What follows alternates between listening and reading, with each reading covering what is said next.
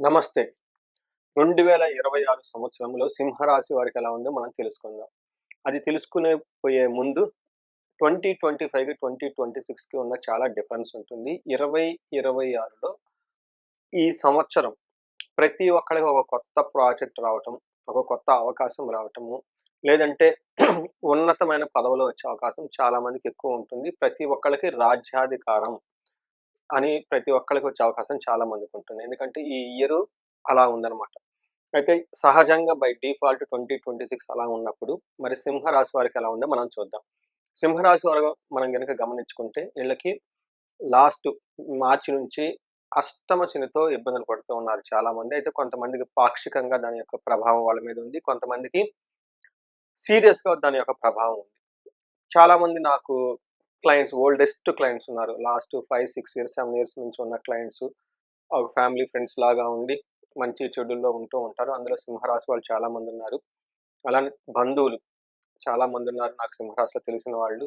ఇంకా ఈ మధ్యగా పరిచయమైన వాళ్ళు కూడా నా దగ్గర హోమాలు చేపించుకున్న వాళ్ళంతా చాలామంది సింహరాశి వాళ్ళున్నారు. వాళ్ళు కంటిన్యూయస్‌గా నాతో ఎంగేజ్ చేస్తూ, మెసేజ్ చేస్తూ ఎప్పటికప్పుడు గైడెన్స్ తీసుకుంటూ ఉంటారు. రియల్ టైమ్‌లో ఏమవుతుందో నాకు ఫీడ్‌బ్యాక్ కూడా వస్తూ ఉంటుంది వాళ్ళ రియల్ లైఫ్‌లో చూస్తే.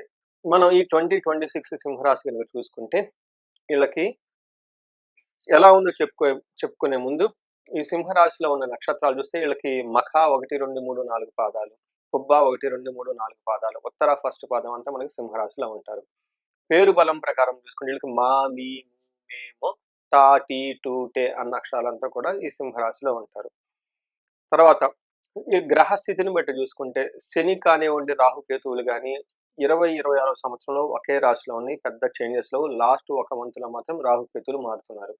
అయితే ఇక్కడ మనం బాగా చూసుకోవాల్సింది ఎవరంటే గురువు జూన్ 2 నుంచి మారుతూ ఉన్నారు. వీళ్ళకి 12వ స్థానంలో ఉండి గురువు ఇప్పటిదాకా యోగ్యతనిస్తూ జూన్ 2 దాకా, ఆ తర్వాత గురువు వచ్చేటప్పటికి కొంచెం ఇబ్బందులు పెట్టే పరిస్థితిలో ఉన్నారు.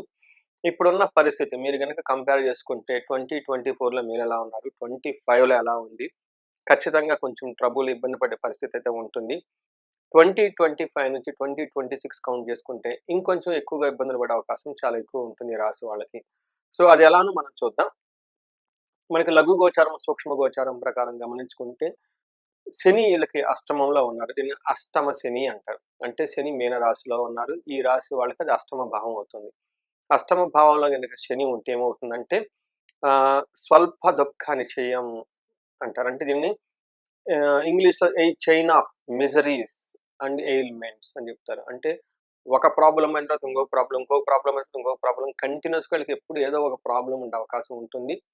11వ స్థానంలో గురువు ఉండటం వల్ల స్థాన ప్రాప్తి అంటే కొత్తగా ప్రమోషన్స్ రావటం, ఉద్యోగాలకు రావటం, బెటర్ ప్లేస్‌మెంట్‌కెళ్ళే అవకాశం ఎక్కువ ఉంటుంది. అది జూన్ వరకు. జూన్ తర్వాత చూసుకుంటే వీళ్ళకి కొంచెం శుభమూల వ్యయకృతం. శుభకార్యాల ద్వారా విపరీతంగా ధనం ఖర్చయ్యే అవకాశం ఉంటుంది. భయం కలిపే సిట్యుయేషన్స్ కూడా వీళ్ళకి ఎక్కువ ఉంటుంది. అది వీళ్ళకి రాహు 7వ ఇంట్లో ఉండటంతోటి గొడవలయ్యే అవకాశం ఎక్కువగా ఉంటుంది. ఫస్ట్ హౌస్‌లో కేతు ఉండటంతోటి వీళ్ళకి కొంచెం హెల్త్ కాంప్లికేషన్స్, మానసిక అశాంతి ఎక్కువగా ఉంటుంది ఈ రాశి వాళ్ళకి. మనం ఇన్ డీటెయిల్ గనుక చూసుకుంటే ఈ రాశి వాళ్ళకి అష్టమ శనితో ఉన్నారు.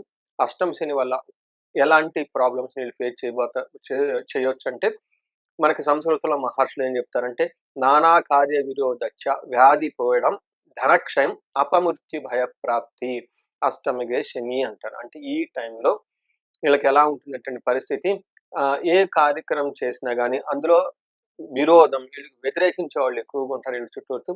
వ్యాధి పీడం, వ్యాధుల వల్ల ఇబ్బందులు పడే అవకాశం ఎక్కువగా ఉంటుంది. ధనక్షయం, ధనాన్ని కోల్పోతూ ఉంటారు. వీటన్నిటికంటే కూడా ముఖ్యంగా అపమృత్యు భయం.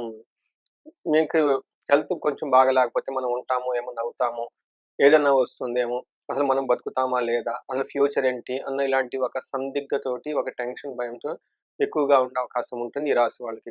ఇప్పటిదాకా మనం చూసుకున్నాం. శని ఎలాంటి ఫలితాలను ఇస్తారు. ఇప్పుడు గురువు చూసుకుంటే గురువు వీళ్ళకి జూన్ వరకు చాలా యోగ్యతనిస్తూ ఉన్నారు. జూన్ తర్వాత కొంచెం ఇబ్బంది పెట్టే పరిస్థితిలో ఉన్నారు గురువు. గురువు వీళ్ళకి 11th హౌస్‌లో ఉండటం వల్ల యశో వృద్ధి, తేజం, సర్వత్ర విజయం, సుఖం, శత్రునాశో మంత్రసిద్ధి, ఏకాదశే గురువు అని చెప్తారు. అంటే 11వ ఇంట్లో ఉంటే ఈళ్ళేమవుతుందంటే పిల్లల విషయంలో చాలా బావుంటారు. అన్ని విషయాల్లో విజయం సాధిస్తూ ఉంటారు. శత్రువులు యొక్క ఈళ్ళ దగ్గరలోకొచ్చేసి ఈళ్ళని ఇబ్బంది పెట్టే విధంగా ఉండరు. మంత్రసిద్ధి ఈ టైంలో ఈళ్ళేదైనా మంత్రాలు నేర్చుకున్నా, స్తోత్రాలు చదివినా, పూజలేమన్నా చేసుకున్నా వాటికి తగిన సిద్ధి వచ్చే అవకాశం ఉంటుంది. అందుకని మీకు జూన్ వరకు మంచి టైం ఉంది. గురుడు బాగా చక్కగా యోగ్యతనిస్తున్నాడు ఇప్పటిదాకా మనం చెప్పుకున్న విషయాల్లో. అయితే తరువాత ఏమవుతుందంటే గురుడు 12వ స్థానంకెళ్ళటంతోటి పాపస్థానం, దుస్థానం అంటారు. ఈ స్థానంలో ఉన్న గురుడు ఏం చేస్తాడంటే శుభమూలో వేచ్చైవ పాణి ప్రాణ విక్రయ దూషణం స్థాన భ్రష్టం చ దారిద్ర్యం ద్వాదశకే గురువు అంటారు. అంటే ఈ టైంలో శుభమూలంలో వలన అంటే శుభకార్యాలు చేయటం వలన మీ ఇంట్లో అంటే ఏంటి శుభకార్యాలు ఇల్లు కట్టుకోవటం, పెళ్లి చేసుకోవటం, లేదంటే హైయర్ ఎడ్యుకేషన్‌కి డబ్బులు కట్టటము, ఇలా ఒక శుభకార్యాలు చేయటం వల్ల విపరీతమైన ధనం ఖర్చవుతుంది. అంతేకాకుండా మీకు బాగా యూజ్ అయ్యే వస్తువులు కానివ్వండి, ఇల్లు కానివ్వండి, ప్లాట్లు గాని అమ్మేసి తద్వారా ధనమైతే సంపాదించుకుంటారు గానీ, అది అమ్మటం వల్ల మీకు నిందలొచ్చే అవకాశం ఎక్కువుంటుంది. అంతేకాకుండా స్థాన భ్రష్టత్వం ఈ టైంలో మీకు ఉన్న ఉద్యోగం పోవటం, పదవిని కోల్పోవటం, లేదంటే మీరు పని చేస్తున్న చోట మీకు అవమానకర పరిస్థితులుండే అవకాశం ఎక్కువగా ఉంటుంది. అంతేగాకుండా మీకు సడెన్‌గా ఫైనాన్షియల్‌గా ఇబ్బంది పడే అవకాశం గూడా ఉంటుంది. ఎందుకంటే గురువు వలన మీకు విపరీతమైన ధన ఖర్చులవుతూ ఉంటాయి. మీ బడ్జెట్‌కు మించి, మీ స్థాహతకు మించి ఎక్కువగా చాలా ధనం ఖర్చు పెడుతూ ఉంటారు. ఆ తర్వాత మీకు ఇబ్బంది పడుతూ ఉంటారు తద్వారా. ఇవన్నీ మీరు చక్కగా గమనించుకోవాలి ఈ రాబోయే పరిస్థితుల్ని. మనకి నెక్స్ట్ రాహువు, కేతువు ఉండటం వల్ల రాహు 7వ స్థానంలో ఉండటం వల్ల ఏమవుతుందంటే సర్వధాన్య ఫలం స్వల్పం గమనాగమన గమనాగమనం వృధా అని చెప్తారు. అంటే ఈ టైంలో పంటలు గానివ్వండి, బిజినెస్‌లు గాని ఏదైనా చేస్తే మీరు దీంట్లో ఫలితం మీకు ఎక్స్‌పెక్ట్ చేసిన విధంగా ఉండకుండా తక్కువగా ఉండే అవకాశం ఉంటుంది. తర్వాత ప్రయాణాలు చేసినా, రాకపోకలేమన్నా చేసినా ఏదైతే పర్పస్‌తో మీరు చేస్తారో ఆ ఉద్దేశ్యం అనేది నెరవేరక మీకు వృధా ప్రయాసలు గెలిసే అవకాశం ఎక్కువగా ఉంటుంది.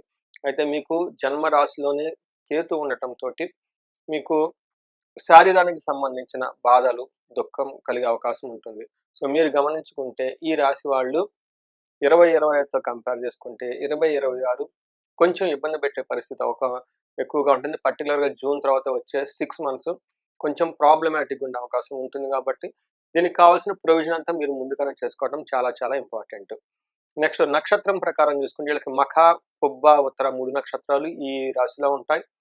మఖా నక్షత్రం వాళ్ళు గమనించుకుంటే మీకు వీళ్ళకి నక్షత్రం ప్రకారం రాజసమాన సౌఖ్యము. మంచి లగ్జరీగా, కంఫర్టబుల్‌గా ఏమంటారు కంఫర్ట్ అంతా మీకుంటుంది. ధనవృద్ధి ఉంటుంది. పట్టాభిషేకము. మీకొక మంచి పదవొచ్చే అవకాశం ఎక్కువగా ఉంటుంది. పరవాసము, భయం. ఇందులో నెగెటివ్ సైడ్‌లో చూసుకుంటే మీకు భయం గొలిపే అవకాశం ఎక్కువగా ఉంటుంది ఫస్ట్ 6 మంత్స్ శని వల్ల. ఆ తర్వాత ఇక్కడున్న శని మీకు ఉన్న ప్లేస్ నుంచి ట్రాన్స్‌ఫర్‌లవ్వటము, లేదంటే ఫారిన్ ఎళ్ళటము, ఒక చోట నుంచి ఇంకో చోటికి బదిలీ అవకాశం చాలా ఎక్కువగా ఉంటుంది. నెక్స్ట్ పుబ్బా నక్షత్రము లేదా పూర్వ పాల్గుని నక్షత్రం అంటారు. వీళ్ళకి రాజ్యసమాన సౌఖ్యం ఉంటుంది. ధనవృద్ధి, ధనలాభము, పట్టాభిషేకం, హెల్త్ కాంప్లికేషన్స్ అంతా చక్కగా హెల్త్ కాంప్లికేషన్స్ ఏమి ఉండకుండా చక్కగా ఉంటారు. ఈ టైంలో వీళ్ళకి భయం గొలిపే పరిస్థితులు ఎక్కువగా ఉంటాయి శని వల్ల అది గమనించుకోవాలి. తర్వాత ఉత్తర ఫాల్గుని లేదా ఉత్తర నక్షత్రం వాళ్ళకి రాజసమాన సౌఖ్యము, సుఖము, హెల్త్ చాలా చక్కగా స్ట్రాంగ్‌గా ఉంటుంది. వీటితో పాటు వీటితో పాటు భయము, ఏదో ఒక విషయంలో మీరు భయపడుతూ ఉండే అవకాశం కూడా ఎక్కువగా ఉంటుంది. ఇది మీకు సింహరాశి వాళ్ళకి 20, 25 సంవత్సరంలో ఉండబోయే ఫలితాలు బ్రాడ్‌గా. అయితే వీళ్ళకి ఏ పరిహారాలు చేసుకుంటే చాలా బాగుంటుంది అంటే, ఫస్ట్ శనికి సంబంధించిన సంపూర్ణ శాంతి పూజలు చేపించుకోవడం చాలా ఇంపార్టెంట్. దక్షిణ కాళి అమ్మవారి యొక్క ఆహ్, మూల మంత్రాన్ని ఒక 10,000 సార్లు జపం చేపించుకుంటే ఇంకా చాలా మంచిది. శని పాశుపతాభిషేకం చేపించుకోవడం చాలా మంచిది. దీనితో పాటు తిరునల్లార్ అనే క్షేత్రాన్ని పాండిచ్చేరి దగ్గర ఉంటుంది. తమిళనాడులో దర్శించుకొని అక్కడ తైలాభిషేకం చేస్తే శనికి చాలా బాగుంటుంది. వీటితో పాటు వీళ్ళకి మిగతా గ్రహాలు కూడా అనుకూలంగా లేవు కాబట్టి కుంభకోణం నవగ్రహాల టెంపుల్స్ కుంభకోణం నవగ్రహ టెంపుల్స్‌ని విజిట్ చేయడం చాలా చాలా ఉత్తమం. ఇక్కడ గనుక చూసుకుంటే మీరు విజయవాడ కనకదుర్గమ్మని చూసుకోవటం, గుంటూరు దగ్గర కోటప్పకొండ క్షేత్రాన్ని దర్శించుకోవటం ఇవన్నీ చేస్తుంటే చాలా బాగుంటుంది. ఇవి కాకుండా గురువు మీకు అనుకూలత గురించి తారాదేవికి గురువు సంపూర్ణ శాంతి పూజలు చేపించుకోవడం చాలా ముఖ్యం. ఈ రాశి వాళ్ళు గ్రహాల పరంగా కాకుండా రియల్ లైఫ్‌లో మీకొచ్చే వేరే వేరే ప్రాబ్లమ్స్ ఉంటుంది. ఒకటి జాబ్‌లో ప్రమోషన్ లేకుండా ఉండటం, స్టాగ్నేటెడ్‌గా ఉండటం, ఉన్న పదవి పోవటం, ఉన్న జాబ్ పోవటం ఇలాంటివి జరుగుతూ ఉంటే తదనుగుణంగా మీ ఇండివిడ్యువల్ జాతకం చెక్ చేసుకొని, వాళ్ళకి కావాల్సిన మన్యు పాశుపత అభిషేకం కానివ్వండి, హనుమాన్ కార్యసిద్ధి మంత్రం గానివ్వండి, హనుమాన్ చాలీసా గాని రెగ్యులర్‌గా ఇవి మీ చేతిలో ఉంటాయి కాబట్టి ఇవి చేసుకుంటూ ఉంటే చాలా బావుంటుంది. శని పెట్టే బాధల నుంచి ఉపశమనం చాలా వస్తుంది. ఇంకా ఇండివిడ్యువల్‌గా మీకెవరన్నా భార్యాభర్తల మధ్య సరైన సఖ్యత లేకపోతే అన్యోన్య దాంపత్య పాశుపత అభిషేకము లేదా విశ్వావసు గంధర్వరాజ విశేష హోమం చేపించుకుంటే చాలా బాగుంటుంది. ఈ రాశి వాళ్ళు బిజినెస్ పీపుల్ ఎవరైనా ఉన్నా మల్టీ సోర్సెస్ ఆఫ్ ఇన్‌కమ్ కావాలనుకున్నా ఖచ్చితంగా స్వర్ణలక్ష్మి విశేష హోమం చేపించుకోండి. మల్టీ సోర్సెస్ ఆఫ్ ఇన్‌కమ్ ఉంటుంది.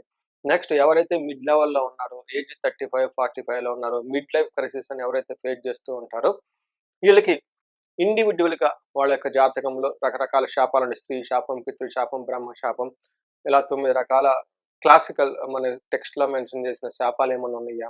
ఏమైనా దోషాలున్నాయా? ఒకసారి చెక్ చేపించుకొని ఈ టైంలో మీకేమైనా ఎఫెక్ట్ అవుతున్నాయో తెలుసుకొని, తదనుగుణంగా మీరు చక్కగా పరిహారాలు చేసుకుంటే, ఈ రోజుల్లో పూజలు, పరిహారాలు కూడా చాలా ఈజీ అండి. ఇంతకుముందులా కాంప్లికేటెడ్ ఏం కాదు. అంతా అవైలబుల్. చేసుకొని ఉంటే మీకున్న ఈ యొక్క సమస్య తీవ్రత చాలా వరకు తగ్గి, జీవితంలో 10 రెట్లు ఎదిగే అవకాశం చాలా చాలా ఉంది సింహరాశి వాళ్ళకి. ఈ రాశి వారికి ఈ 2026లో అష్టైశ్వర్యాలు కలగాలి, భోగభాగ్యాలు కలగాలి, అందరూ చక్కగా ఉండాలని చెప్పేసి నేను కోరుకుంటున్నాను. నమస్తే.